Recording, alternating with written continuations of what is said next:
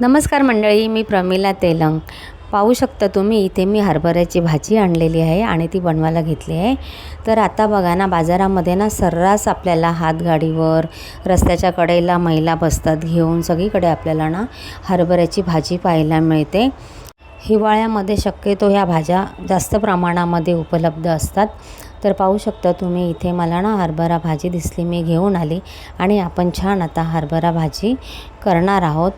तर तुम्हाला जर मिळाली ही भाजी तर नक्की आणा आणि बनवून खा.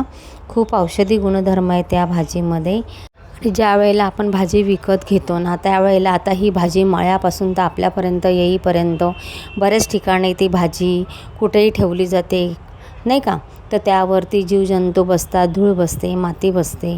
त्यामुळे कधी पण आपण जर मार्केटमधून भाजी विकत घेतो ना, तर ती घरी आल्यानंतर स्वच्छ पाण्याने 3 ते 4 पाण्याने धुवून घ्यावी आणि शक्यतो त्यामध्ये मीठ टाकूनच धुवावी. कारण की त्यावर जे जीवजंतू असतात ना, तर ते मरून जातात. आणि जर डायरेक्ट तुम्ही मळ्यातनं घेत असाल, म्हणजे ज्यांच्याकडे मळा आहे, शेती आहे, तर त्यांची डायरेक्ट येते ना, तर ती न धुता पण करतात. शक्यतो खरं म्हणजे न धुता करायची असते. पण आपण शहरामध्ये तर माहिती आहे तुम्हाला की किती प्रदूषण आहे. आणि ज्या वेळेला ती येते भाजी मार्केटमध्ये, तर ती कुठे कुठे आणून टाकत असतील, तर आपल्याला त्याचा काही पत्ताही नसतो. म्हणून इथे मी 3 ते 4 पाण्याने छान अशी भाजी धुवून घेतलेली आहे. आणि तुम्ही हरभऱ्याची भाजीचं ना असं पातळ भाजी पण करू शकता, शेंगदाणे टाकून करू शकता किंवा बेसन पीठ घालून पण करू शकता. मी इथे हिरवी मिरची, लसूण, जिऱ्याची चटणी वाटली आणि शेंगदाणे भाजून घेतले आणि बारीक असा कूट करून घेतला मिक्सरच्या भांड्यामध्ये. आणि मी लोखंडी कढईचा इथे वापर केलेला आहे. लोखंडी कढईचा पालेभाज्यांसाठी वापर करा, म्हणजे तवा घ्या किंवा कढई घ्या, कारण हिरवेपणा भाज्यांचा ना टिकून राहतो. थोडी ही भाजी खाताना जरा कचर लागते ना, म्हणून त्यामध्ये ना थोडंसं ना पाव ग्लास मी इथे पाणी घातलेलं आहे. आणि आता आपल्याला ना ही भाजी 5 मिनिट चांगली अशी शिजून घ्यायची आहे. बघू शकता इथे आपले 5 मिनिट झालेले आहेत. आणि भाजीनी पण असं पाणी सोडलेलं आहे, कारण पालेभाजीला पण पाण्याचं प्रमाण असतं ना.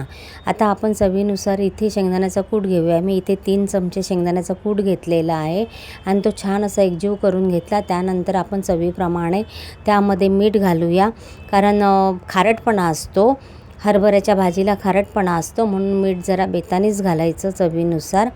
आणि छान असं एकजीव करून घ्यायचं. आणि पुन्हा आपण यावरती ना झाकण मारून भाजी 5 मिनिट शिजून घेऊया. तुम्हाला गरगटं करायचं असेल ना, तर कुकरमध्ये भाजी शिजून घ्यायची. त्यामध्ये शिजल्यानंतर ना 2 चमचे बेसन पीठ घालायचं आणि मस्त रवीच्या साह्याने घोटून घ्यायची की आपलं गरगटं तयार असतं. त्यानंतर बघा इथे आपली भाजी इथे झालेली आहे मस्तपैकी. छान अशी कशी मस्त वाफळलेली भाजी, जोडीला कांदा आणि मस्त बाजरीची भाकरी. तुम्ही ही तांदळाच्या भाकरीबरोबर पण भाजी खाऊ शकता, वरण भाताबरोबर खाऊ शकता, चपातीबरोबर खाऊ शकतात, ज्वारीच्या भाकरीबरोबर खाऊ शकतात. किती छान आणि चवीला तर एक नंबर लागते. तर कशी वाटली रेसिपी ते नक्की कमेंटमध्ये सांगा. चला तर मग वेळ न घालवता चॅनलला सबस्क्राईब करा, व्हिडिओ शेअर करा, कमेंट करा. धन्यवाद.